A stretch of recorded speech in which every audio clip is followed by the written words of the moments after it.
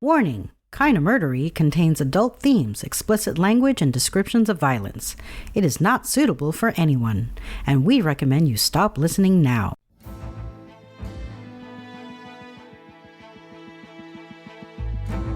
Hello everyone, and welcome to Kinda Murdery, a true crime podcast that's mostly about murder, and always about the strange and compelling stories that arise when the path less traveled twists to darkness, and those who walk its shadows surrender to violence and moral corruption.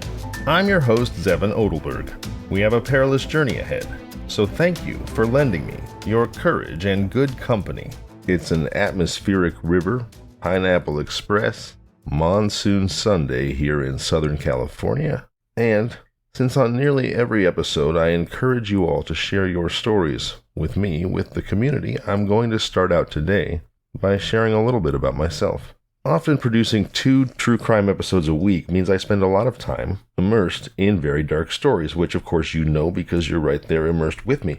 And I'm not complaining, mind you. I love these stories, not because I love the violence and horror they contain, but because of what violence, horror, drama, action, and reaction can reveal about our common humanity and the ways in which we process trauma. And besides that, I mean, they're exciting. And sometimes I'm lucky enough to encounter a story like listener Amy Saren's tale of Cowboy Colts and Munchausen syndrome that begins in darkness and emerges into light. Mostly, though, Kinda Murdery stories end up being dark, and like I said, obviously I'm into that. I love sharing these stories with our community, but, and you could probably smell the butt coming, no pun intended by the way, gross, dad, is what Daisy would say. But I'm just like anybody else. I have my ups and my downs.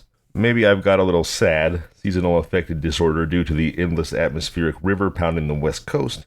Maybe it's because I'm a couple weeks into the new year trying to replace less healthy habits with better food choices and regular exercise.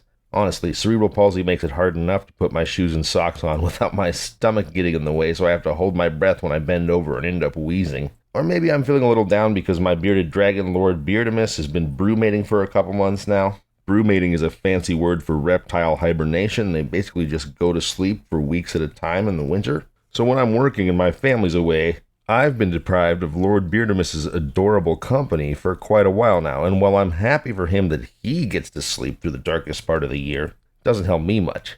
I kid, good for him. He gets to pick a time of the year that basically stinks and just sleep through it.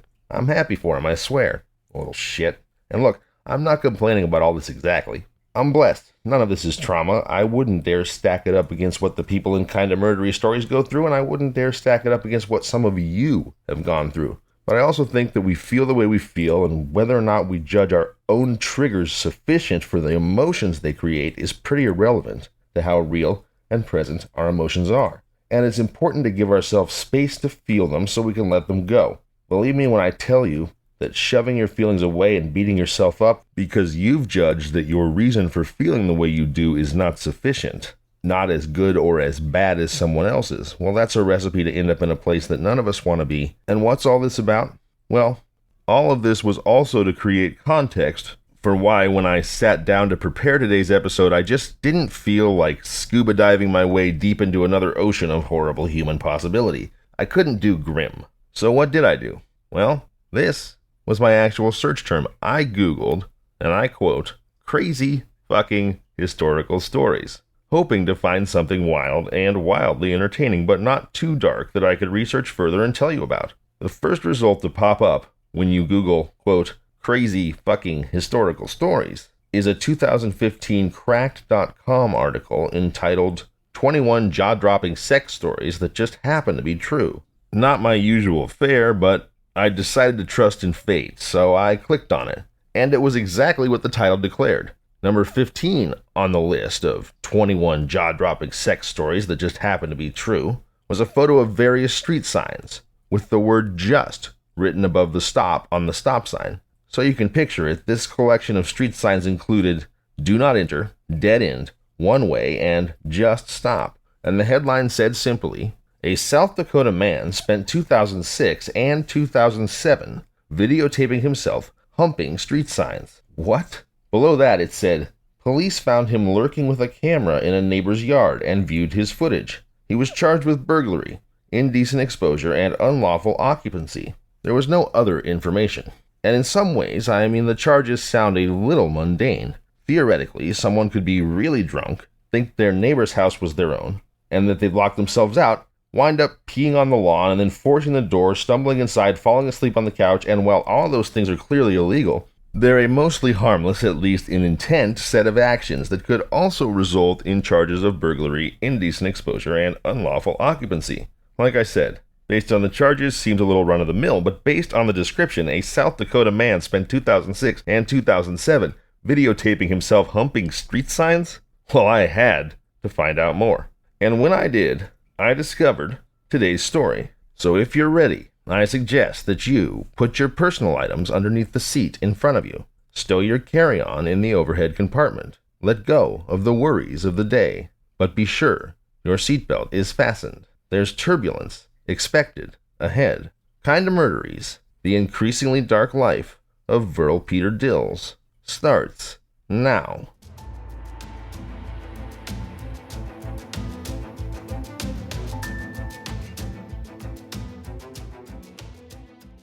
First of all, before this story begins, fair warning, please remember the disclaimer at the beginning of every Kinda Murdery episode. Kinda Murdery is not appropriate for anyone, and we suggest you stop listening now. Generally, I do what I can to avoid swearing and choose stories that, while dark and terrible, are basically appropriate. Today's story is not one of those stories. It is sexually explicit in nature and very inappropriate for everyone, especially children, so if you're listening with a child, stop. If you're uncomfortable with similar subject matter, turn the show off. Alright, fair warning delivered. And while this story is inappropriate, it is also on the surface hilarious. Humping street signs? Come on, right? Case in point, the story, which originated in South Dakota, made the rounds throughout the country and across the internet as a tongue-in-cheek blurb. It even appeared in the British paper The Independent out of London, England, and was described as follows. Police responded to reports of a man snooping around local homes with a video camera and a tripod. They raided his home and found a large amount of videos of him having sex with assorted street signs. That made it as far as England. Gives a whole new meaning to those speed bump warning signs that say humps ahead, am I right? Anyway, it's funny. Hilarious even. It's hard to picture anything less inherently erotic than a stop sign or any street sign, really. And so the idea of a guy compulsively boning a wrong way do not enter sign, or perhaps making sweet, unhurried love to a slow sign, or seeing a yield sign as an invitation and then taping himself, accepting that invitation. It is funny. If it were an episode of Saturday Night Live or Family Guy, it would be really funny. But they say that the root of comedy is tragedy. And this didn't happen on a long-running sketch comedy show or an animated sitcom. This happened in real life. And as I couldn't find much about it on the broader internet, I then dove deep into newspaper archives to uncover as much as I could about the real story of Verle, the bike lane banger Dills. Sexual and or romantic attraction to inanimate objects is called objectophilia, or objectum sexuality. OS individuals describe experiencing emotional, romantic, and or sexual feelings toward inanimate objects or structures. And if that's all this story was about, then it would be much funnier throughout. But ultimately, all jokes aside, it's anything but funny, and far more complicated than just man humps street sign. So, with an eye to uncovering mysteries and motivations, let's dive into it. Verle Peter Dills, that's Verle, V-E-R-L-E, like Merle with a V, and believe it or not, Verle Dills, the man who by 2007 was known around Sioux Falls, South Dakota as Bubba, and wound up dubbed by thesmokinggun.com Bubba Humps. A man best known for shucking his corn to every no right on red sign in Sioux Falls. Well, Verle Dills had a twin brother named, wait for it, Merle Dills. That's right, twins named Merle Dills and Verle Dills, which sounds like another SNL sketch about a pair of adorably clumsy pickle farmers. And while pickle farming, especially in public, does appear to have been a favorite activity of Verle Dills, our stop means go walk sign wanker, I have no aspersions at all to cast upon his brother Merle, who I'm certain has suffered enough, especially considering how often it's generally assumed that twins have so much in common. So, let's begin at the beginning. Twin brothers Merle and Verle Dills were born, presumably in Shelby, Nebraska, on April 18, 1947, to Wayne and Eleanor Dills. They had an older brother named Dennis Pee Wee Dills, who passed away in 2004, 3 years before Verle became the flagpole frauteur. Out of respect to Dennis, I'll leave the origins of the nickname Pee Wee, as it may or may not relate to his brother Verle, unexplored. In the 2014 movie The Kingsman, Colin Firth's Harry Hart says, "A gentleman's name should only appear in the newspaper 3 times, when he's born, when he's married, and when he dies." The life of Verle Dills is perhaps a cautionary tale as to why those words are words to live by, for Verle appeared in the newspaper dozens of times, most of those before his infamous arrest. Verle Peter Dills' early life tells the story of an all-American golden boy, the kind of son that any parent would dream of. In 1955, at the tender age of 8, he performed Shining Stars alongside his brother Merle in the Christmas program at the First Methodist Church in Tecumseh, Nebraska. In 1956, at age 9, he was a member of the Tecumseh Peanut Baseball League champion Giants, who triumphed over the Indians in a 4th overtime game that occurred because the 2 teams had identical records after 3 games of a double elimination tournament. In 1961, as a freshman in high school, he made his very first of many honor roll appearances on the first 6 weeks honor roll, alongside his brother Merle. In 1962, he was a pallbearer when his grandmother Alma Brogard passed away in Harlan, Iowa. In January of 1963, he and his brother Merle were featured in the Harlan News as one of only 7 sets of twins and 1 set of triplets in the history of Shelby High. In November of that year, he made the honor roll again. On May 4th, 1964, his junior year, he won a typing award at the Fine Arts Banquet for typing 45 words a minute. On May 25th, he was elected to the Student Council for his senior year. In his senior year, he played varsity basketball, participated in after-school gymnastics, and made the honor roll yet again.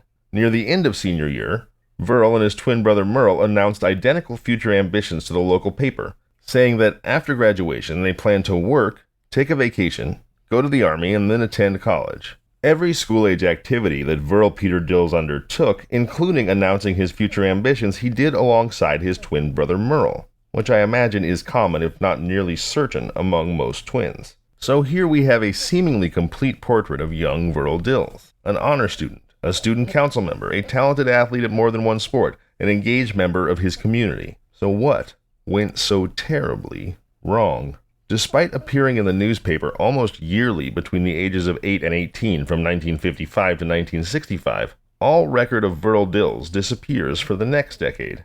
I couldn't confirm whether or not he joined the Army as was his stated intention upon graduating. If he did, that would explain his disappearance from small-town life, and if he did, he would have gone straight to the Vietnam War, which may explain why his life seems to have taken such a turn. And if that is what happened, that's a tragedy. PTSD is a terrible thing, and I have nothing but respect for Verle's military service if indeed he served. But I don't know the answer to that one way or the other. Military records are not readily available online, and also, just to be fair to other Vietnam veterans, you see, humping street signs is really the least of Verle Peter Dills' transgressions. And there are many veterans who come home from hell and live a life afterwards without going down a bizarre path like the one Verle followed. So I don't think it's right to blame everything on a war that he may or may not have served in, and yet, there are also many veterans who survived Vietnam only to face a future even more bizarre and tragic than that of Bubba Dills. So if he served, I offer nothing but respect for his service. But even if the Vietnam War did destroy his life, given what he did later, it's not fair to other vets to pin it all on PTSD. As I said, Verle Peter Dills disappears from public mention for nearly 10 years between 1965 and 1975. And then, a little less than 10 years later actually, in February of 1975, Verle reappears in the newspaper, this time as the best man at the wedding of Linda White and Donald Seastead at the American Legion Hall in Papillion, Nebraska. 3 years later, in February of 1978, the Omaha World Herald reports that Verle Dills and his wife Jean have divorced. At this time, Verle would have been almost 31. Now, maybe the divorce was because of PTSD as well. Maybe it was something worse. Either way, Verle Dills would be only one of millions of men and women who could truthfully say that after his divorce, his life really went downhill. Verle either began or perhaps continued drinking heavily. In January 1934, at age 36, Dills was arrested for DUI and his license was suspended. In December of 1985, he got his second DUI. In 1986, his house was foreclosed on. In April of 1990, His furniture and other household possessions were sold at public auction. And in June of 1990, he was arrested for his third DUI in 6 years. And would you believe me if I told you that things haven't even started to get bad for Verle Dills yet? As far as anyone else knew, the next 17 years would be uneventful for Mr. Dills, until that fateful night in late July 2007. What you're about to hear is taken directly from an affidavit filed in the state of South Dakota versus Verle Peter Dills. It's Officer Troy Duncan of the Sioux Falls Police Department's description of what happened that night.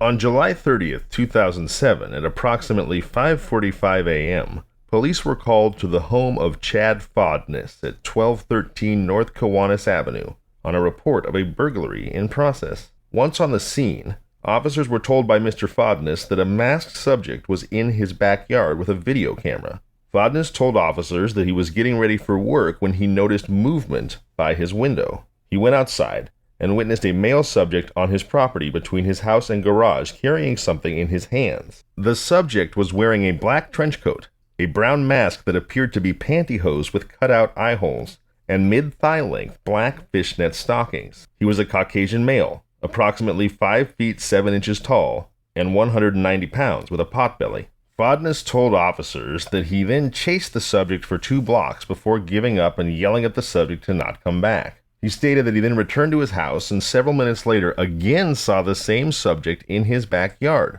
So he went outside to confront the subject, at which time he realized that the subject was carrying a video camera and tripod.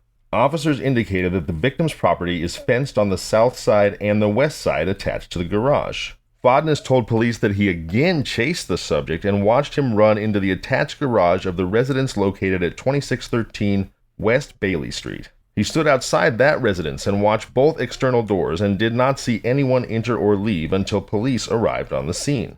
Officers made contact with the resident of 2613 West Bailey Street, a Miss Doris Thyberg, and informed her that someone had run into the attached garage. Miss Thyberg allowed officers to clear the upper floor of the residence and the garage. They did not locate the 5'7" pot-bellied man in the trench coat, pantyhose mask, and thigh-high stockings. Miss Thyberg informed officers that she did rent a bedroom in the lower level of her residence to a subject she referred to as, quote, Bubba, unquote. She said that her residence was upstairs in the house, and that several rooms in the basement were commonly shared between herself and the tenant. Officers then made contact with Bubba, who was identified as Verle Peter Dills. Officer Peterson stated that upon contact with Mr. Dills, he was, quote, sweating profusely, breathing heavily, and appeared to be out of breath. Dills initially told officers that he'd just gotten out of bed.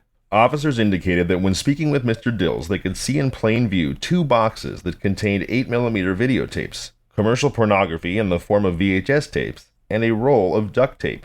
Officers also saw in plain view a VHS videotape player and 8mm video player, which were connected to a television. Mr. Dills initially denied having a video camera. Officer Phillips located in plain view a brown nylon stocking with eye holes cut out of it, which appears to have been fashioned into a mask. This was located in a common area of the basement between the entrance from the garage and Mr. Dills' room. Mr. Dills disclosed that the mask was his and that he had 2 other similar masks in his van. Pausing the story here for a second, oh my gosh, how many times have you seen someone in a pantyhose mask in a horror movie? And how terrifying would it be to look into your backyard early in the morning when it's still dark out and see someone in a pantyhose mask, a trench coat, and thigh-high fishnet stockings doing God knows what, feeling like if you can see them out your window, they can probably see you through your window. Yikes.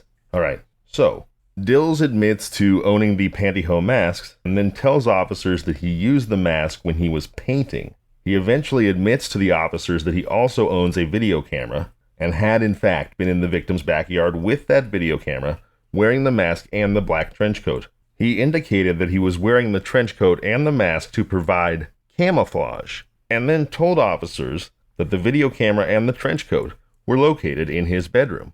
Based on the information gathered, a search warrant was sought and granted, and then executed upon the premises. During the search warrant, numerous VHS tapes and 8mm tapes were seized. Upon reviewing the various tapes, they showed Mr. Dills involved in numerous simulated sex acts out in public and acts of exposing his genitalia over a period of approximately 3 years. The police interviewed Verle Dills, and during that interview he admitted that he was in all of the videotapes that were seized, and that he had recorded himself performing the various acts seen on the tapes. He admitted that he had been recording the tapes for approximately 2 to 3 years, and stated that he'd only had a video camera for that period of time. Okay, Zevin here for a moment. In case you did not heed my earlier warning, I will offer another one right now. What follows is a description of the contents of those videotapes, as provided in the court affidavit for the state of South Dakota versus Verle Peter Dills. So if it's not appropriate for you or someone you're listening with to hear a court-filed recounting of the sex acts shown on Verle Dills videotapes, please turn off the show now. If you're willing to wade in, well, here it comes. These recordings begin 3 years earlier in July of 2004. They are certainly bizarre, and you are allowed to laugh, scream, yell, or simply be shocked to silence. Sometime between July of 2004 and July of 2007, there is an incident where Mr. Dills is videotaping himself in his landlord's upstairs residence. He's dressed only in a black vest, a black rubber mask, and a black G-string. Mr. Dills is positioned in front of the open front door and is masturbating and humping and grinding on the door and door frames. He's heard to comment on the tape, "Come on, ladies," as he masturbates within plain view of the sidewalk, Bailey Street and Elmwood Park, which is located across the street. This appears to occur during daylight hours. During the same 3-year period, there's another incident where Mr. Dills is kneeling in the front door of his landlord's residence, again masturbating. The camera is positioned on the front lawn, filming him as he kneels in the open doorway and masturbates.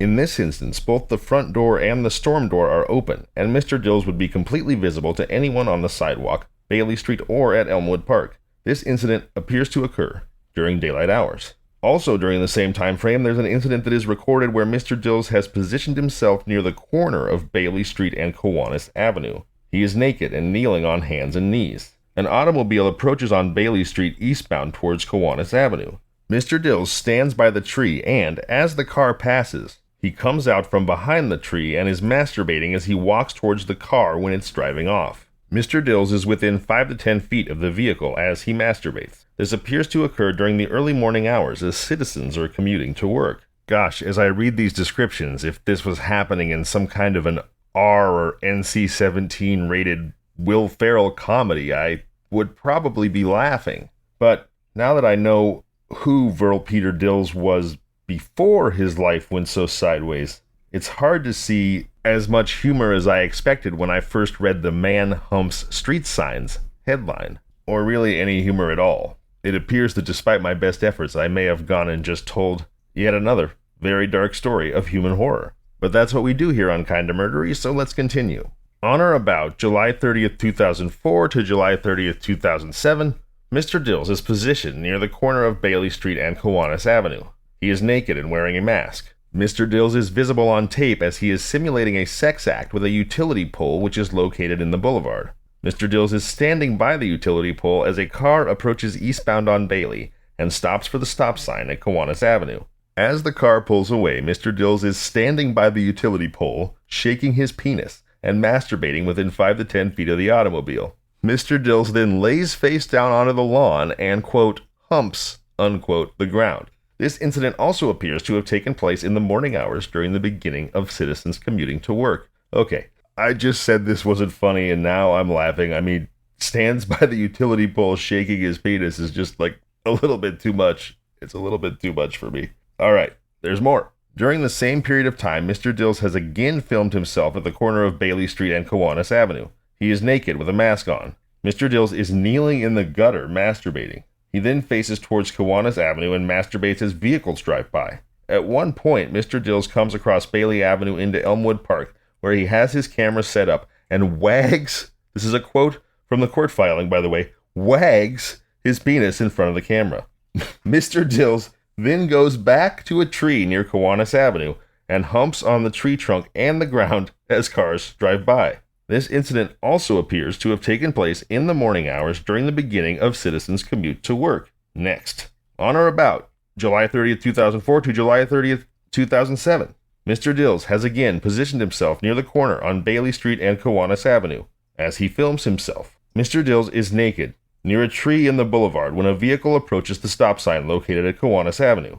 As the vehicle is stopped at the stop sign and preparing to pull away, Mr. Dills walks out from behind the tree and is masturbating within feet of the vehicle, again in the morning during a commute. I'm fully aware of the grim implications of some of this behavior, don't get me wrong, but man, the absurdity of the mental pictures, what is going on? Alright, 2 more to go here. Between July 2004 and July 2007, Mr. Dills is in front of his residence at the end of the driveway where it connects to Bailey Street. It is wintertime, and Mr. Dills is kneeling naked next to the snowbank, masturbating, looking towards his neighbor's house. Okay, and here it gets a little scarier. Mr. Dills is masturbating when the neighbor backs out of her driveway and drives westbound on Bailey Street, passing Mr. Dills, and he watches the vehicle and continues to masturbate. Mr. Dills is masturbating within approximately 5 to 10 feet as the neighbor passes him. At this time, it appeared to be very light outside and also appears to take place in the morning hours as the neighbor is leaving for work. And now we see how this behavior becomes significantly more sinister and really has nothing to do with banging street signs. It seems that because Mr. Dills was masturbating in the street near a stop sign or a utility pole, reporters who wanted to get clicks or reads came across this story and then sanitized it down to banging street signs so that it could be something that people just chuckle at, instead of what it actually is, a creep jerking off toward innocent women as they drive to work. Now, I didn't discover that that's what this story was until it was too late to back away, but we've only got 1 more of these to go. So, again, during that same time frame, between July of 2004 and July of 2007, Mr. Dills is again filming himself as he is positioned near the intersection of Bailey Street and Kiwanis Avenue. He is naked, underneath a black knee-length trench coat and wearing a mask. Mr. Dills is visible as he humps on a tree and the ground. There is a lot of traffic visible northbound and southbound on Kiwanis Avenue as Mr. Dills continues this behavior and also masturbates. At one point, Mr. Dills kneels next to a tree with his bare buttocks facing Bailey Street as a vehicle stops at the stop sign within several feet of Mr. Dills. This also appears to happen in morning hours as citizens commute to work. The incidents described in this affidavit occurred in Sioux Falls, Minnehaha County, South Dakota. Sworn and signed, Officer Troy Duncan. Affidavit filed on July 31st, 2007, Minnehaha County, South Dakota Circuit Court. There's one last twist to darkness that Verle Peter Dills' story takes here, which is it was discovered in investigating his case that one of these times he filmed himself masturbating. It was close enough to a passing school bus to legally be considered indecent exposure involving a child, which is of course horrendous. And Verle Peter Dills was required to register as a sex offender, which, given all the evidence found on the videotapes that he made himself, he most certainly is. So that is the story of the increasingly dark life of Verle Peter Dills. And I'm glad I got most of my jokes out of the way early because, as you can see, calling this story Man Humps Street Sign is misleading to the point of fabrication. I'm Zevin Odelberg, and this has been Kinda Murdery. I'll see you on Thursday. In the meantime, call and share your story at 888-MURDERY. That's 888-687-3379.